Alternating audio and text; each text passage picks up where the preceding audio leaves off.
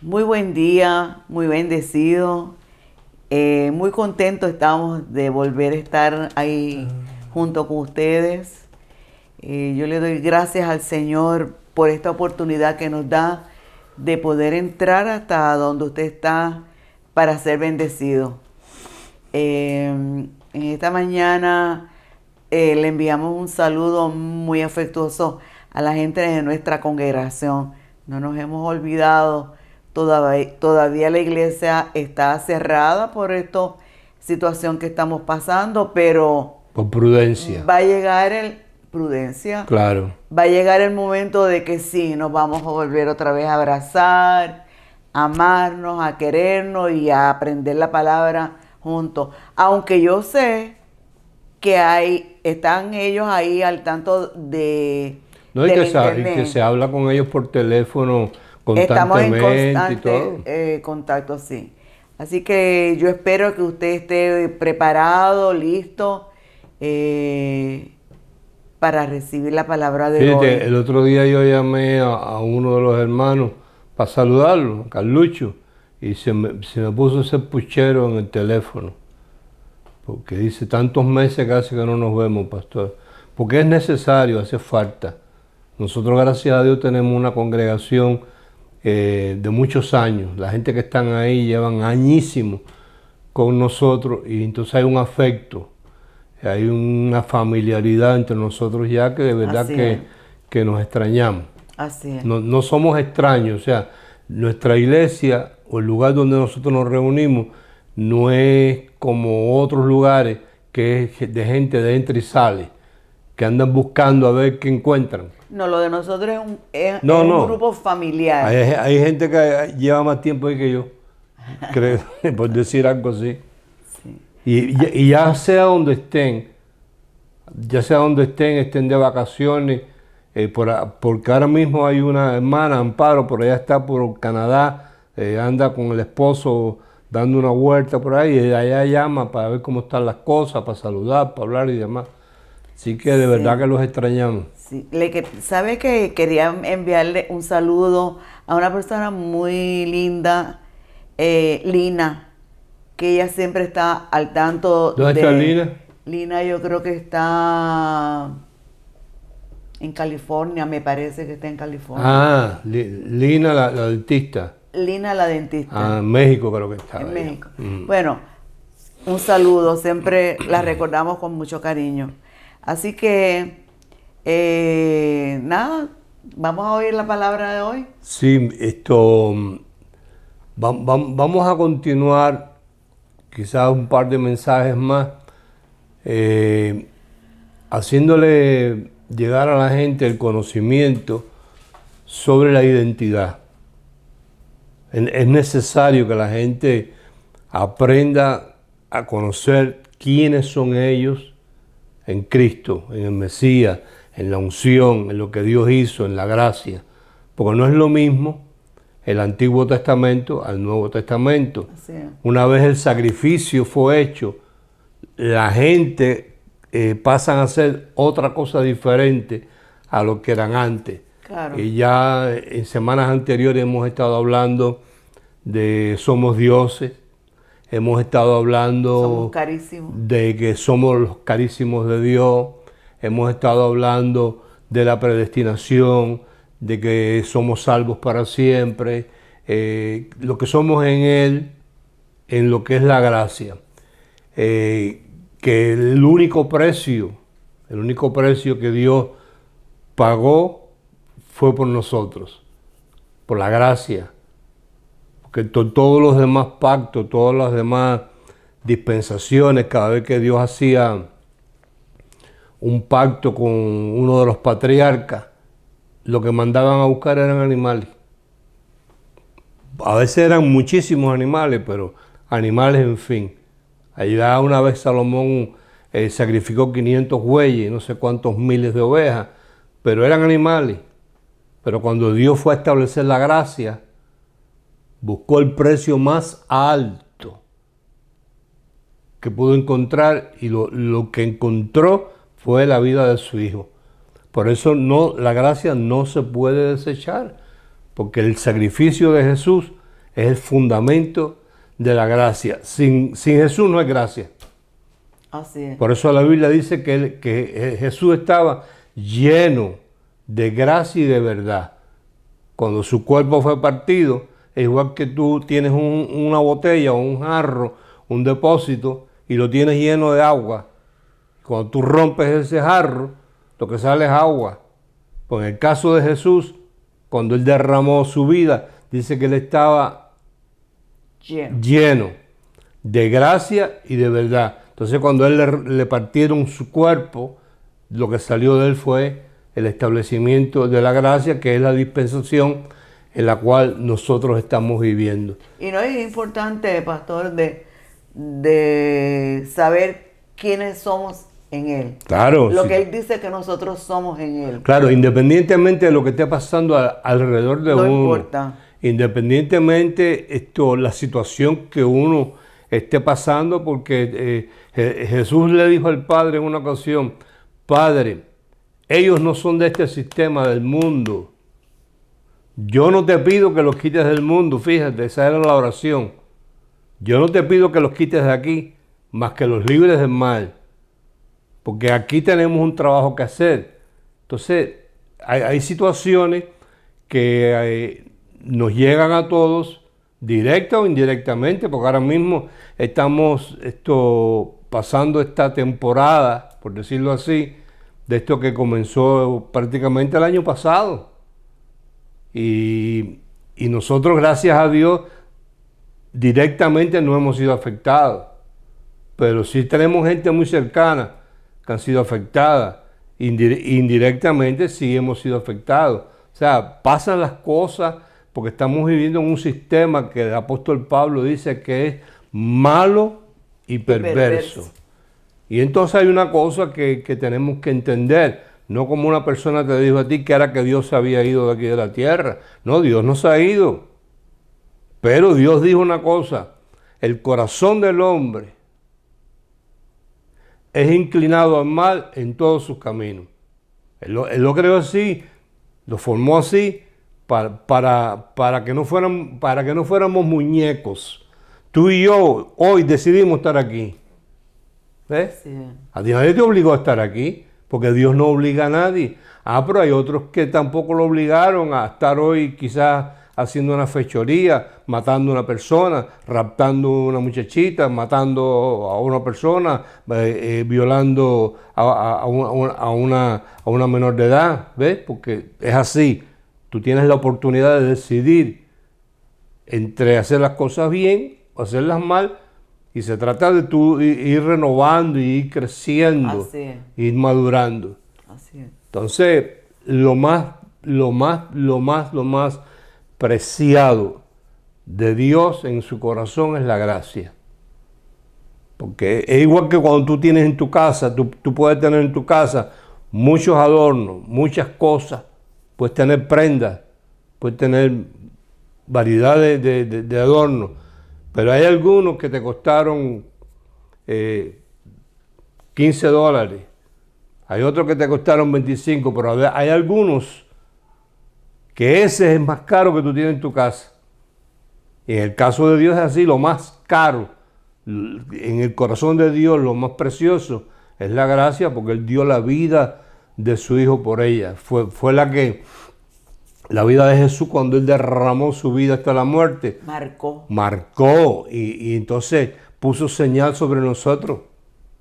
Viene a cumplirse el ejemplo del pueblo de Israel cuando está en Egipto, que Dios los va a sacar de la maldición de Egipto. Les pone señal. Le dice a Moisés: maten un cordero sin defecto. Ponen la sangre en un jarro y con un hisopo marcan la puerta, el dintel y el marco, porque eso será como señal. Esa es la palabra clave. Eso será como señal. Y esta noche, cuando yo pase por allí y vea la sangre en el dintel, me será a mí como señal. Porque son los que están marcados. Claro, la sentencia era, desde que Moisés salió de allá donde estaba con el suegro Jetro, que Dios lo llama a que regrese a Egipto a liberar al pueblo, lo primero que le dice es: ve, porque yo voy a endurecer el corazón del faraón. Y lo primero que le dice es: porque voy a matar su primogénito. Esa es la primera sentencia. Antes de los piojos, antes de que el agua se convirtiera en sangre, ante todo lo demás, antes de que cayera el granizo, la sentencia era que le iba a matar el primogénito al faraón, para que faraón pudiera saber quién era Dios. Eso es todo lo que él buscaba. Que él fuera reconocido. Esa es la primera sentencia. Pasó el tiempo y llegó el momento donde ya el corazón del faraón estaba más endurecido todavía. Y esa fue la noche que Dios dijo: yo pasaré, y donde yo no vea señal, yo entro ahí y mato a los primogénitos. Donde vea la sangre, eso me será como señal. Nosotros, si trasladamos eso a la gracia, nosotros somos casa. Así es. Porque somos una casa donde habita el Espíritu Santo. Y en nosotros hay señal, sangre. Por eso esa es una de las identidades que nosotros tenemos que conocer. Que sobre nuestras vidas hay una señal, sangre. Pero aún así atravesamos ciertas situaciones, muchas veces son necesarias para uno aprender, para uno madurar, para uno crecer. Y lo que nos ayuda a crecer es la palabra de Dios no adulterada. Y hoy vamos a hablar un poco sobre eso. Y vamos a lee tú ahí. En 2 de Pedro, capítulo 1, y yo confío en que nuestra gente están allá, Biblia en mano, lapicero, cuaderno, celulares apagados. Así es. Y la tacita de café o de mate. Allá mucha gente en Argentina nos está viendo. Sí, porque cualquier cosa lo distrae y lo saca. Que no lo distraiga, porque ahora mismo ya yo dediqué los primeros minutos a abrirles el oído espiritual. Ush, buenísimo. Es la introducción, que muchas veces es la parte más importante del mensaje. Segunda de Pedro. Primera de Pedro, capítulo 2. Oh, Vamos a leer hasta el verso, ¿qué? Hasta el verso 5 lee. Entonces lo agarramos otra vez y empezamos a, ¿cómo se llama? A desmenuzarlo, porque ahí hay ciertas y determinadas palabras que encierran misterio. Aunque Pedro no era muy conocedor de gracia, de los 3 apóstoles que eran jefes del concilio cuando vieron con Jesús, fue el que más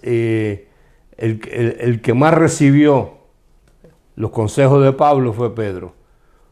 Juan tibión, así, hablaba ciertas cositas, pero Santiago no. Santiago siempre hasta el final se mantuvo renuente a la gracia.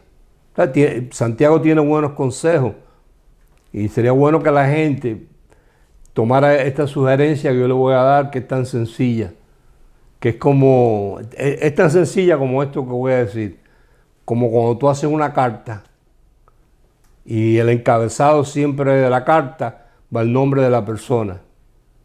Estimado amigo Raúl, estimada amiga Blanca, estimado primo José, siempre va el encabezado. Entonces, cuando uno quiere saber a quién le dirigieron lo que está escrito aquí, uno lee el encabezado. Entonces, por ejemplo, ahí en el libro de Santiago, la epístola de Santiago, que no es una epístola, es un mensaje a las 12 tribus de Israel que estaban dispersadas. O sea, eso no es un mensaje a la iglesia. Volviendo a hacer énfasis en que dentro de la dispensación de la gracia hay 2 evangelios.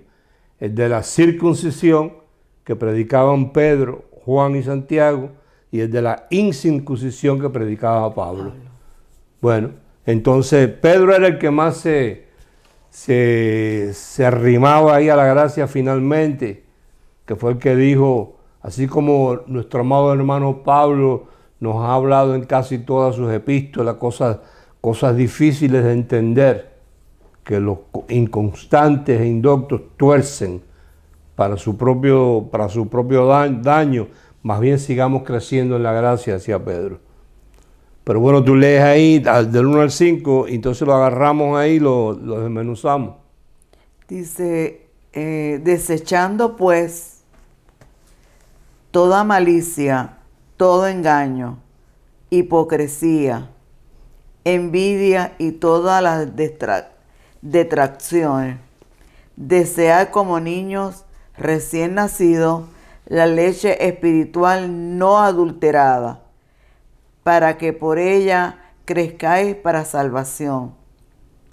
Si es que habéis gustado la benignidad del Señor, acercaos a Él, piedra viva, desechada ciertamente por los hombres, mas para Dios escogida y preciosa. Vosotros también, como piedras vivas, sed edificados como casa espiritual y sacerdocio santo, para ofrecer sacrificios espirituales aceptables a Dios por medio de Jesucristo. Fíjate, lo primero que nosotros vemos ahí, que los que tienen que desechar la malicia, el engaño, etcétera, etcétera, somos nosotros. O sea, ir a orar para que Dios lo quite es perder el tiempo. Ir a que un pastor te ponga las manos para que se te quite es perder el tiempo. Tú tienes que decidir. Tú tienes que decidir desechar esas cosas. Entender, tener conciencia de que, por ejemplo, la hipocresía es mala. Los púlpitos están llenos de pastores hipócritas, que ellos saben que lo que le están enseñando a la gente no es así, pero que ellos saben que lo que ellos están enseñando es lo que llama la atención y gusta.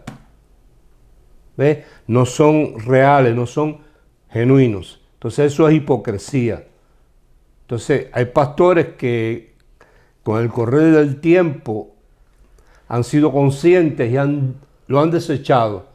Han dicho, yo prefiero, nosotros conocemos por ejemplo un pastor muy amigo nuestro, Denis Agobal, de Tuluá, Colombia, que fue como el bastión allí en ese pueblo. Era la iglesia grande, era la iglesia llena. Estaba Denis metido en el pentecostalismo. Era el hombre popular del pueblo. Un día yo fui a Cali y él fue al seminario y él recibió esta palabra. Te hablo más de 20 años atrás. Entonces Denis decidió dejar el pentecostalismo, la religión, todos esos rudimentos y empezar a predicar gracia. Pero había cometido el error que aunque él pagó de su bolsillo el construir un templo grandísimo, estaba a nombre del concilio. Y el concilio, como son tan buenitos, lo dejaron en la calle. Le quitaron la iglesia, lo llevaron a la corte. Pero Denis ahí se arrimó a un local y lleva más de 20 años predicando gracia. Entonces, esto hay que decidirlo.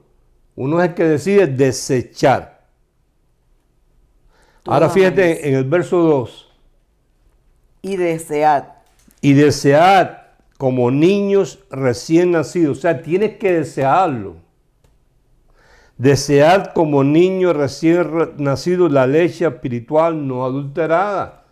Entonces, fíjate, en el idioma que está escrito esto es el griego. Y la palabra niño recién nacido ahí es la palabra brepos. La única manera que un brepos recién nacido recibe leche no adulterada, es directamente de la teta de la madre. No puede haber nada entre la teta, entre el pezón y la boca del niño, no puede haber nada. No puede haber un tetero. Porque una vez está el tetero, ya hay algo que se interpone.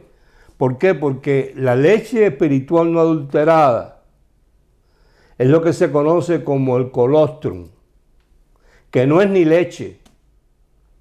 Es lo primero que la madre, después de dar a luz, saca del seno, no es leche. Es una sustancia que se le llama colostrum, que viene a crearle el anticuerpo y el sistema inmunológico al niño. Entonces, ¿qué está diciendo el Espíritu Santo aquí a través de Pedro? Que tú no permitas que te adulteren la leche. Y cuando él está hablando, fíjate que él está haciendo una comparación. Desear como niño. Él no te está hablando que vaya y tomes leche. Él no te está diciendo que vaya y te pegues una teta. Él lo que está hablando es que de la misma forma que un niño recién nacido, lo que desea, y más que desea, necesita, y más que necesita, le es urgente, es el colostrum de la madre. La leche que no está adulterada, que no le han echado agua, que no le han echado azúcar, que no le exprimieron la teta a la madre y la pusieron en un tetero, sino directamente de la teta, le pegaron la boca al muchachito y ahí él chupó el colostrum. Y ahí es que se forma el anticuerpo y ahí es que se forma el sistema inmunológico del niño. Entonces él nos está diciendo que de esa misma manera que ese niño recién nacido desea y necesita eso, así seamos nosotros con la palabra. Que a nosotros no nos mezclen la palabra con ningún rudimento. Claro. Porque un poquito de cualquier cosa La la adultera. ¿Cuánta cantidad de agua adultera un litro de leche? Una gota. Una gota. Ya es leche adulterada. Porque ya la mezclaron con alguna sustancia que no pertenece a lo que es, lo que está en el frasco. Entonces, el apóstol Pedro está diciendo que deseemos como niños recién nacidos la leche espiritual no adulterada. Entonces, yo tengo que sentarme en una iglesia y oír al pastor y ver qué es lo que me está dando, si me está dando colostrum o me está dando agua con azúcar. A lo mejor él no tiene colostrum para dar. A lo mejor él está seco también. A lo mejor está lleno de religión. A lo mejor está lleno de rudimentos del concilio y de reglamentos. Cosas que no, él mismo, el pastor, no sabe ni de dónde salió. Simplemente él fue a un instituto. Y ahí le enseñaron eso. Y él recibió eso como bueno. Y eso es lo que transmitió él más adelante. Y lo sigue repitiendo él, y lo siguen repitiendo los que vienen tras de él, sin ponerse a indagar si eso que le está poniendo fue algo que se le ocurrió a una hermana o un hermano. Muy buena gente pueden ser, muy amantes de Dios pueden ser, pero fue una ocurrencia de ellos, creyendo que con eso eran mejores cristianos, creyendo que con eso se justificaban delante de Dios, creyendo que con eso agradaban a Dios, pero sin embargo cuando tú lo buscas dentro de la teta, no está. Quiere decir que eso que añadieron ahí adulteró la palabra. Una vez está adulterada, no te ayuda a crecer. Y cuando leemos aquí la palabra salvación, se traduce rescate. Porque tú no creces para salvación. Claro. Esa traducción se cae por sí sola. O sea, nosotros fuimos rescatados y tenemos que tener un crecimiento en ese rescate. Sí. No podemos quedarnos enanos según nos rescataron. Claro. porque esa no es la voluntad de Dios. Él nos dio una palabra para que a través de esa palabra podamos crecer y podamos madurar. Y entonces ahí es donde viene la parte donde dice, acercándonos a Él, piedra viva,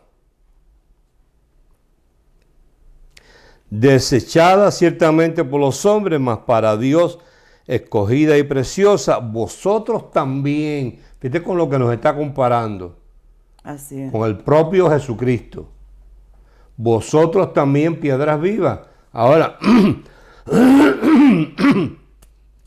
ahí hay misterio. Porque la palabra piedra viva, la palabra piedra ahí, cuando tú buscas la traducción, se traduce a la piedra más costosa, que es el diamante. Entonces ahí, como debemos leer eso, es diamante con vida. Porque no es una piedra muerta. O sea, no está hablando en realidad de una joya terrenal. Nos está comparando con un diamante, pero con vida. Ahora fíjate cuando él dice para que crezcamos para rescate, lo que nos está diciendo es que maduremos, porque no nos podemos quedar. O sea, yo tengo que hoy decir que soy un poquito mejor que ayer. Así es. Tiene que ser así. Así es. Y que yo no hoy no puedo ser el mismo de hace 40 años cuando yo conocí al Señor. Pues se supone que yo crezca. O sea, yo no me puedo quedar igual que cuando vine. Y de eso te habla en un paralelo que está en Hebreos capítulo 12, búscalo. Y después yo vuelvo otra vez ahí. Hebreos 12. Hebreos 12. Te dice, acercándonos a él, piedra viva, desechada ciertamente por los hombres, mas para Dios escogida y preciosa, vosotros también como piedras vivas, sed edificados. Y cuando tú estás hablando de algo que se edifica, va poco a poco. Primero hay una simiente, la base, donde está la fortaleza, y de ahí se empieza a edificar y se le van poniendo cosas ahí. Entonces está hablando de crecer, de ser edificado como casas, como casa espiritual y sacerdocio santo para ofrecer sacrificios espirituales, no sacrificios corporales de ayuno, ni de bautismo, ni de aceite, ni de pan con jugo, ni nada de esas cosas, aceptables a Dios por medio de Jesucristo. Ahora, cuando nosotros observamos, cuando el Espíritu Santo nos inquieta a buscar un poco más información de lo que Él está hablando aquí, y vamos a ver lo que es un diamante. Todos los diamantes antes de ser diamantes son carbones. Es la única piedra de todas las demás. Está la esmeralda, está el rubí, está el zafiro, está el topacio. Cuando abren la mina y sacan las esmeraldas, ellas fueron esmeraldas siempre. Y se van a quedar siendo esmeraldas. El rubí, rubí, zafiro, zafiro. Pero el diamante no. El diamante cuando lo sacan es un carbón. Entonces eso tiene un proceso. Entre el proceso que tiene son martillazos que le dan para ver si se raja o no se raja, porque nadie va a pagar el precio que vale un diamante y que se le raje dentro de la sortija, porque eso va a llevar presión para ponerlo en el anillo, además de un calor intenso para poderlo moldear. Entonces cuando él te habla de diamante con vida, te está diciendo que tú no llegaste aquí siendo diamante. Tú y yo llegamos aquí siendo carbones. Y que a través de un proceso, que ahora tú lo vas a leer ahí, ese proceso del calor, de los martillazos que uno coge en la vida y la experiencia, porque no hay experiencia a menos que tú no pases por la situación. Claro. Esa es la experiencia. La experiencia tú no la recibes en una clase que te den, ni en la universidad, ni en el colegio. Así es. La experiencia te la da la vida. Algo que hiciste una vez y ya después tú decides si eso que hiciste lo puedes volver a hacer o no. O lo hiciste bien o lo hiciste mal. Así es. Entonces, en Hebreos 12, del versículo, creo que es el 5, mira a ver. Y habéis ya olvidado la exhortación de que como a hijos se os dirige, diciendo, hijo mío, no menosprecies la disciplina ¿Viste? del Señor. O sea, que eso es fácil de entender. Cuando tú tienes un hijo y lo quieres formar, lo tienes que disciplinar. Disciplinar no quiere decir maltratar. Disciplinar no quiere decir castigar. Disciplinar quiere decir formar. Disciplinar quiere decir educar. ¿Eh? Claro, hay gente que no saben hacerlo y para educar o formar un niño lo maltratan, le pegan, lo tratan a gritos limpios, no se dan cuenta que son niños. El niño está supuesto a correr. El niño está supuesto a caerse. El niño está supuesto a romper cosas en la casa. ¿Por qué? Porque es niño. Porque si no lo hiciera, entonces sería un grande. Entonces hay que permitirle que el niño se equivoque, que el niño cometa errores para poderlo enseñar. Y así nos hace Dios. Ese es el proceso que nos está haciendo de carbón a diamante con vida. Que Él no nos va a dejar como llegamos. No, y que no menosprecies esa disciplina. Pero el problema está en que cuando nosotros llegamos con unas costumbres Aprendida. X, que las aprendimos por lo que vimos en nuestra familia, por lo que oímos, por lo que experimentamos, por el barrio, por el contorno, el medio ambiente, La escuela. el colegio, los maestros, eso lo aprendimos. Eso está ahí, está aprendido. Pero entonces cuando nosotros venimos al conocimiento de la verdad, Eso es otra cosa. te dicen no. Es como el perro que tú crías y de momento se te escapa. Y cuando regresa lleno de pulgas. Hay que purgarlo. Entonces a nosotros nos hace igual. ¿Y qué pasa? Que nosotros somos unos seres complicados, somos espíritus. Vivimos en un cuerpo y tenemos un alma. Ni al alma o la mente ni a la carne le gusta que lo que está acostumbrado a hacer se lo quiten.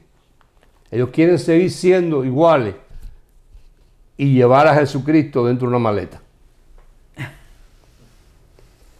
Y no es así. Es a base de una disciplina. Y ahí es donde se cumple lo que está hablando él ahí de diamantes con vida. Pero esto sigue. Claro que sigue, pero observa que Jesús no llegó a ser diamante con vida desde que nació. Él tuvo su proceso. Y dice la palabra que aprendió obediencia. Entonces, decirle a un religioso que la Biblia dice que Jesús aprendió obediencia, para ellos eso es una herejía, porque ellos creen que el niño Jesús, el bebé, nació Con alita. con alitas.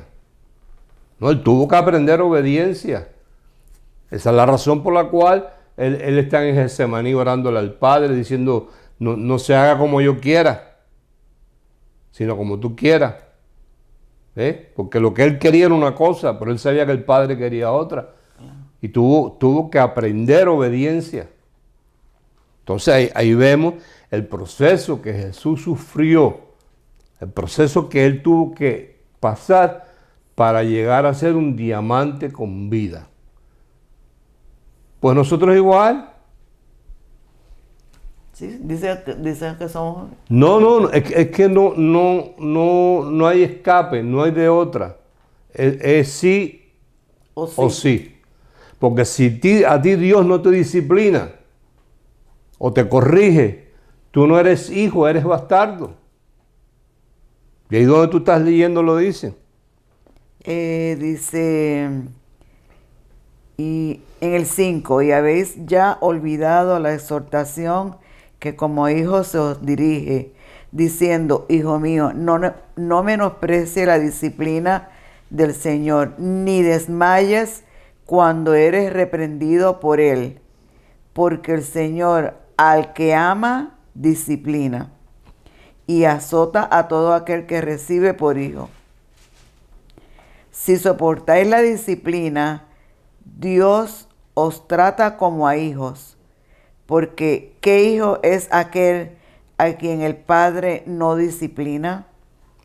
Pero si ya os deja sin disciplina, de la cual todos han ¿Cuántos?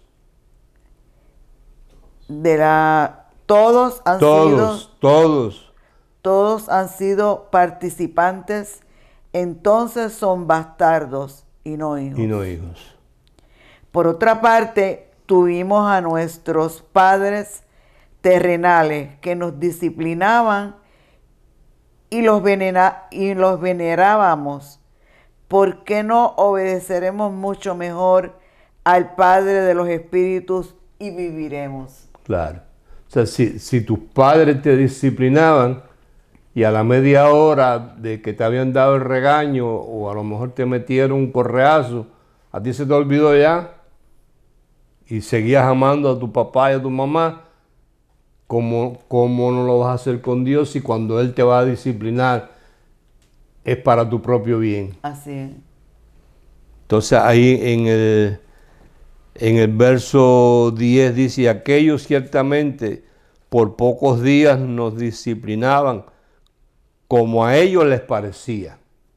Tu papá y tu mamá y los míos igual nos disciplinaban de acuerdo a como a ellos les parecía, porque era lo que les habían enseñado.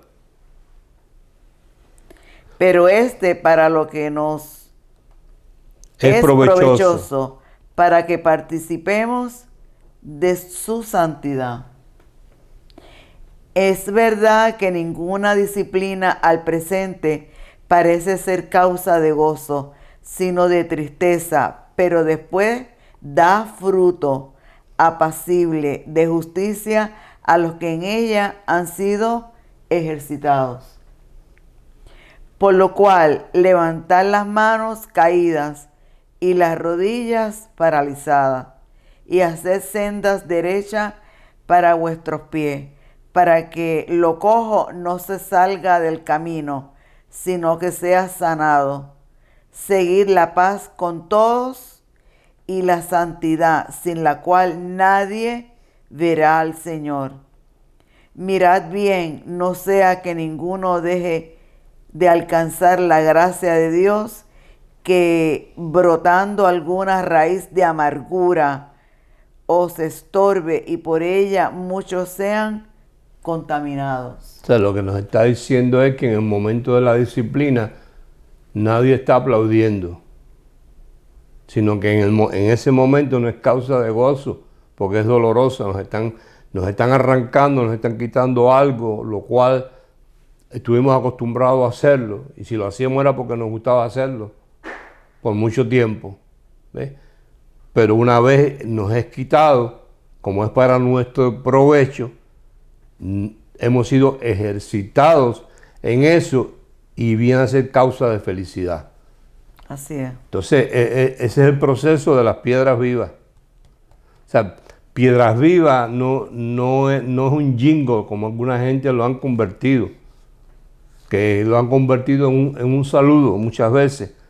Algunos graciosos que han estado en gracia han convertido piedra viva, pero nunca se han dedicado o se han molestado en buscar Realmente, ¿qué es lo que es una piedra viva, que es un diamante con vida y cómo se llega ahí? Y se llega a base de la disciplina, deseando como niño recién nacido la leche espiritual no adulterada. Así es. Entonces, ¿qué adultera la palabra? Lo adultera los rudimentos, porque es que tú en la gracia, tú no ves rudimentos ninguno. Tú no ves a Pablo que nos indica ahí que es la gracia, que es donde comienza. Dice la Biblia que Pablo es el perito arquitecto de la dispensación de la gracia, del reino de la gracia. Pablo fue el llamado por Dios desde el vientre de su madre, desde antes de la fundación del mundo, para revelarle este misterio de la gracia.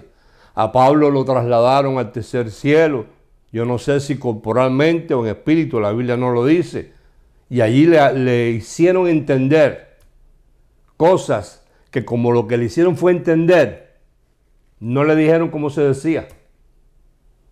Vaya, y a lo mejor la gente dirá, pero ¿qué disparate está hablando este pastor? Es que esto es un misterio. Dice que eran palabras inefables que no le era dado al hombre expresar. ¿Cómo tú expresas? Pues tú expresas hablando. Pero ¿y cómo si a ti te dan un pensamiento y una idea y después tú no tienes cómo expresarlo? No sabes expresarlo. Te dieron la visión, te dieron la idea, te dieron el pensamiento. Pero no lo puedes hablar. Y tú lo miras y lo entiendes, pero a la hora de tú ponerlo en orden para poderlo explicar, no te dieron las palabras para hacerlo. Ese era el apóstol Pablo. Y ese que era el que más erudito, por decir así, estaba en la palabra.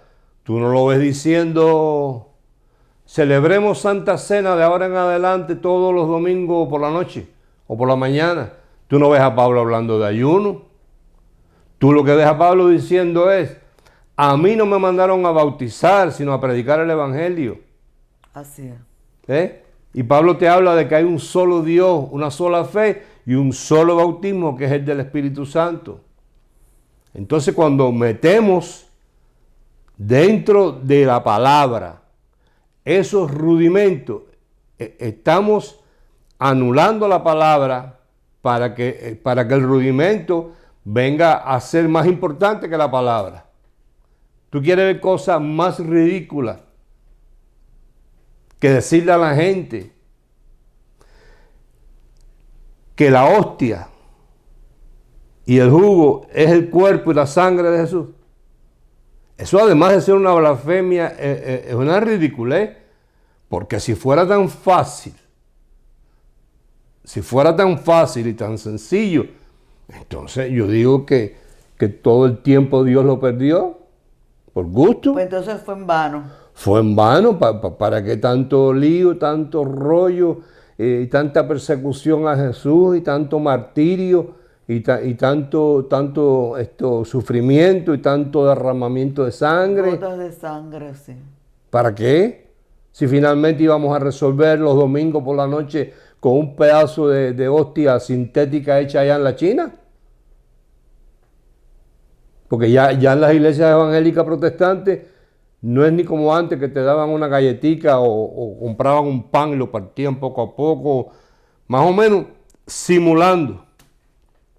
Ahora no, ahora tú vas a las librerías evangélicas protestantes a comprar los elementos de la Santa Cena. Y cuando porque yo tengo aquí, yo los compré, los mandé a comprar para ver qué es lo que están ellos haciendo. Para no hablar por hablar, sino hablar con base. Y te dan una copita. Sí, ajá, te dan una copita llena de jugo de uva. Que como la que tengo ahí tiene tiempo, la mayoría de la copita se ha ido evaporando y se ha ido quedando en nada. Y arriba en la tapita de la copita, tú la quitas y tiene una cosita redonda que se supone que sea el cuerpo de Cristo, que es un material sintético, como las hostias de la Iglesia Católica, que tú te la ponías en la lengua y se disolvía. Y cuando tú miras la caja dice made in China. Entonces le están vendiendo, le están dando a la gente en las iglesias evangélicas protestantes algo que lo hizo un chino que no cree en Dios, que cree en otra cosa. Entonces eso es una ridiculez. Entonces cuando a la gente le dicen en la iglesia, este es el cuerpo y la sangre, le están adulterando la palabra. Grandemente. Entonces la gente es la que tiene que desear, tiene que armarse de vergüenza y dignidad. Y cuando el diácono pase con la basura esa, le digan, no participo. Aunque después vayan allá con el bochinche, porque eso es lo que se acostumbra en las iglesias. Cuando la gente no participa de la Santa Cena, van y le dan el chisme al pastor. Y entonces el pastor lo acusa de que está en pecado y por eso no participó. Y arrinconan a la gente en las últimas sillas, los últimos bancos. Y cuando tú vienes a ver, se corre el rumor en la iglesia. Fulana no coge Santa Cena. ¿Qué estará pasando? Y cuando viene a ver, no está pasando nada y ya te echaron 4 maridos. Porque es el bochinche dentro de las iglesias estas religiosas. Entonces una vez te ponen Las eso. acusaciones. Claro. La condenación. ¿Por qué en esas iglesias evangélicas protestantes unos a otros se señalan y se condenan? Porque ellos no se sienten perdonados. En esas iglesias no ofrecen perdón. Ahí el predicador, para poder hacer su trabajo, te tiene que condenar en el mensaje. Para la hora de hacer el llamado, porque tú pases al frente. Y eso es domingo tras domingo, domingo tras domingo. Entonces es un señalamiento, y señalando, y señalando, y condenando, señalando y condenando. ¿Ves? Y eso es lo que trae, eso es la religión, la leche espiritual que la han adulterado. Entonces ahí no hay anticuerpos, ahí no hay sistema inmunológico como te habla Pablo en Hebreos 4. La palabra de Dios es viva y eficaz y más cortante que cuchillo de 2 filos que penetra y divide el alma del espíritu y se mete hasta los tuétanos de los huesos. ¿Ves? Que es como la misma sangre que tiene esa parte de los glóbulos blancos que se encarga de sacar toda infección que pueda haber en el cuerpo de la persona. Así es la palabra. Tú puedes estar en estado de coma, pero la palabra está viva en ti. Así es. Si te sembraron palabra no adulterada y la unción está viva en ti y ellos sacan la cara por ti, aunque tú estés inconsciente. Pues no tiene nada que ver una cosa con la otra. Entonces eso de piedras vivas tiene su proceso. Y el proceso es la disciplina del Señor. Mira, ahí en Hebreos 5.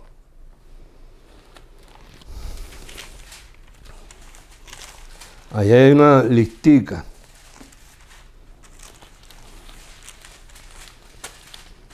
Del verso 11. Y entrando en el capítulo 6. ¿La leo? Sí, léelo tú. Dice, acerca de esto tenemos mucho que decir y difícil de explicar, por cuantos habéis hecho tardos para oír, porque debiendo ya ser maestros, después de tanto tiempo, tenéis necesidad de que os vuelva a enseñar cuáles son los primeros rudimentos de las palabras de Dios, y habéis llegado a ser tales que tenéis necesidad de leche y no de alimento sólido. Y todo aquel que participa de la leche es inexperto en la palabra de justicia, Porque es niño. porque es niño. ¿Viste? Pero el alimento sólido es para los que han alcanzado madurez, para los que Por el uso. para que por el uso tienen los sentidos ejercitados en el discernimiento del bien y del mal. Fíjate que el alimento sólido es para los que han alcanzado Madurez. madurez. Alimento sólido no es leche, porque se supone que tú recién nacido Tomes leche. tomes leche y te tomes primero el colostrum, te tomes esa sustancia tan necesaria para el niño, para el bebé, y de ahí en adelante, pues poco a poco vas tomando leche y después te dan un puré de esto, o de lo otro, o de aquí, o de allá, pero a un niño de 3 meses no le meten un bistec. Pero hay un momento en que el niño ya no es niño, sino es grande, y no le pueden seguir dando leche con zanahoria, se pone amarillo. Hay que darle comida, hay que darle proteína, hay que darle su muslo de pollo, hay que darle su pedazo de carne. ¿Ves? Alimentos sólidos. Entonces lo que te está hablando aquí es eso, que para alcanzar madurez, para llegar a ser piedra viva, tú no puedes quedarte con la leche. Así es. ¿Cuál es la leche aquí? Pues los primeros rudimentos de la doctrina de Cristo. ¿Y cuáles eran los rudimentos de la doctrina de Cristo? Jesús, ¿qué era? Pues judío. La vida de Jesús se desarrolla en los 4 evangelios. En las epístolas tú no lo encuentras, el que tú encuentras es resucitado. Sí. Entonces, ¿qué hacía Jesús? ¿Cuáles eran los rudimentos de la doctrina de Jesús? Pues ir a la sinagoga el sábado. Claro. Celebrar las fiestas judías. Abrían el rollo. Todo. Claro, abrían el rollo, leían el rollo. ¿Qué más hacía? Se bautizaban, no en el bautismo de Juan. Ellos tenían 16 bautismos distintos. Se purificaban para esto, se purificaban para los otros, se purificaban los pies, se purificaban las manos, comían la Pascua, hacían la fiesta de los panes sin levadura, hacían la fiesta de las trompetas, hacían todo ese tipo de fiestas judías. Esos son los primeros rudimentos de la doctrina de Cristo. Pero el mismo Jesús, después de morir y resucitar, en 2 Corintios capítulo 5 dice, de manera que de aquí en adelante ahora, ya después que yo morí y resucité, a nadie conocemos según la carne. Y si a mí me conocieron según la carne, ya yo no quiero que me conozcan así. Él mismo te lo está diciendo. No imites lo que yo hacía en la carne. Claro. Porque yo iba a la sinagoga, cumplía la fiesta judía, porque estábamos en la ley. Claro. Pero ahora en la gracia, yo no quiero que tú hagas eso, Claro. sino que tú crezcas como casa espiritual. Porque ya yo soy espíritu, ya yo no camino por la tierra, ya yo resucité. Maravilloso. Entonces, ahí te da una listica, porque no se acaba el pensamiento en el último versículo que tú leíste, sino en el capítulo 6 dice, por tanto, dejando ya los rudimentos de la doctrina de Cristo, vamos adelante a la perfección. O sea que para ir a la perfección o a la madurez, tienes que dejar los rudimentos de la doctrina de Cristo. Las dos cosas no pueden iguales. Tienes que ir dejando ya la lechita. Ya, echando otra vez el fundamento del arrepentimiento, obras muertas. De todos los domingos estarte arrepintiendo. De la fe en Dios. Ahora no es la fe en Dios, ahora es la fe en lo que Jesús hizo. En la doctrina de bautismos, Pablo te está diciendo que deje la doctrina de bautismo, de la imposición de manos, de la resurrección de los muertos y del juicio eterno, y esto haremos si Dios en verdad lo permite. O sea, que ese mensaje del juicio, que viene Cristo y si no viniste a la iglesia te queda y te agarra el anticristo y te marca y te corta la cabeza, que deje eso ya.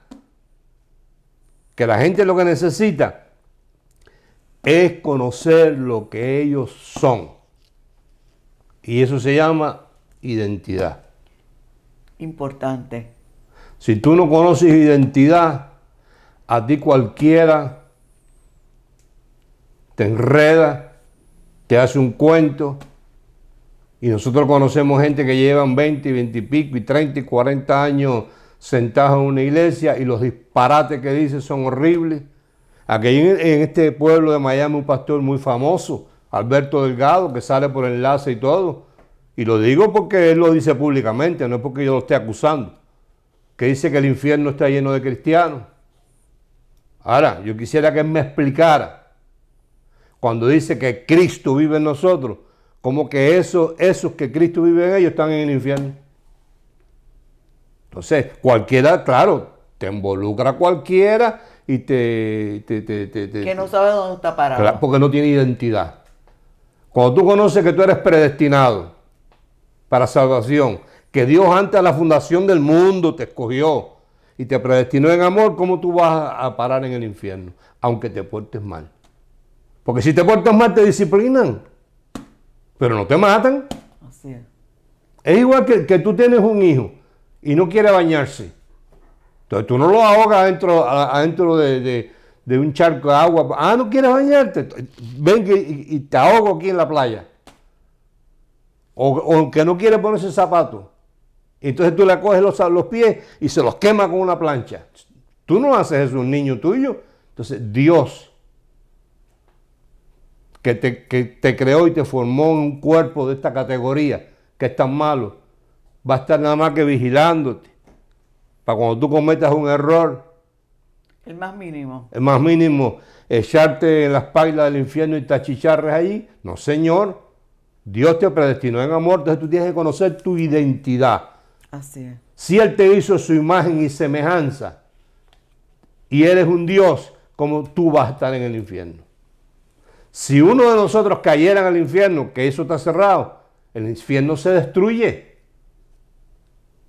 No tiene la capacidad de aguantarnos. Claro. Entonces, identidad. Y lo más fácil para conocerla es leer ahí, en las epístolas de Pablo, donde quiera que diga en Él. En Él. En Él. Siempre te va a decir, en Él fuimos santificados. En Él fuimos resucitados. En Él fuimos comprados. Tú lees ahí en Él, te vas a enterar de todo lo que eres en Él, en esta dispensación llamada gracia. Bueno, te invito a que ¿cómo se llama eso? Share, ¿no? Comparta. Que compartas este mensaje con otras personas, que esto lo que le va a traer es libertad. Van a conocer, van a aprender. ¿Quiénes son ellos? Quiénes son ellos y van a vivir mejor en medio de las circunstancias. Nadie está hablando de que las circunstancias van a cambiar, pero tú sí puedes cambiar y pasarla diferente a como la pasan los demás. Así es. Entonces, bueno, nos vemos la próxima. Los declaramos bendecidos, completos. Y le damos las gracias por la sintonía. En reposo. Y le damos las gracias por todos los comentarios que ustedes nos hacen y tienen que entender que no nos da el tiempo para contestarlos a todos uno por uno porque son muchísimos. Pero les agradecemos de verdad de todo corazón. Bendecido. Adiós.